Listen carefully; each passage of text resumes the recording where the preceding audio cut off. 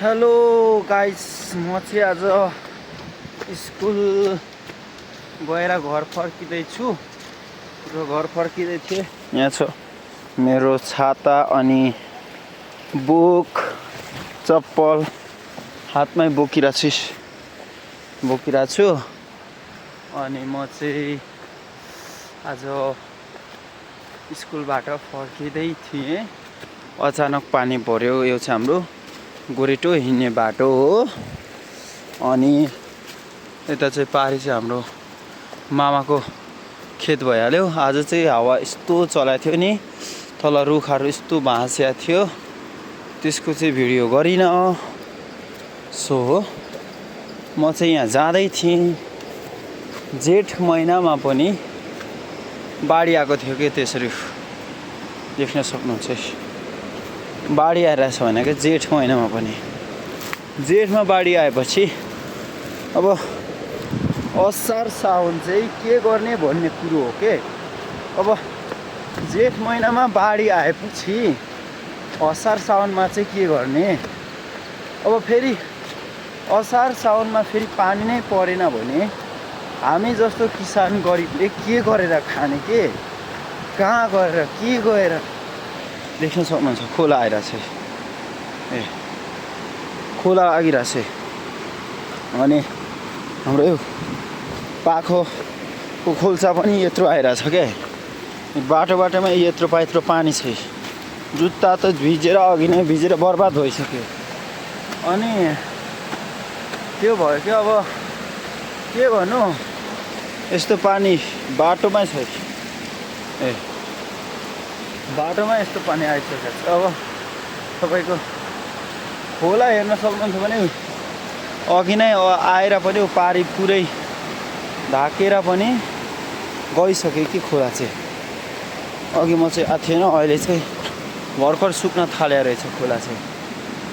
फेरि हाम्रोतिरको खोला चाहिँ सानो खोल्सा हुन्छ, आउँदा ठुलो आउँछ, एकैछिनमा सुक्छ क्या। त्यो चाहिँ मलाई राम्रो लाग्छ। देख्न सक्नुहुन्छ। वाह दहा। अनि तपाईँलाई के लाग्छ त यो? हजुरलाई यो जेठ जस्तो लाग्छ कि अब असार साउन जस्तो लाग्छ? खोला यता पनि पसेर पनि गएको हो कि पुरै। अनि मलाई चाहिँ त्यही ऊ भयो के, मलाई अलि ऊ चाहिँ राम्रो लागेन क्या। अब घाम लाग्छ एकैचोटि पानी पर्छ अनि के गर्ने के। अब यस्तो पानी छ, यस्तै पुरै यहाँ आएर पनि सुकिसकेको छ खोला पुरै। कसरी जाने हो? खुट्टामा यस्तो जुत्ता छ, अब जाने कसरी? यहाँ पारी तर्ने कसरी? यहाँ बोल्नला त नानी। मेरो बहिनी आज दाजु बहिनी स्कुल गएको थियो। अनि फर्किँदैछौँ। बाटो चाहिँ यस्तो छ। टिकाङ मानौँ के अनि जुत्ता नम वहाँ पहुँचौँ। जुत्ता छ कि मेरो के गर्ने है? ल जुत्ता भिजे नि भिजोस् है। म चाहिँ पानीमा पसेँ मजाले। अब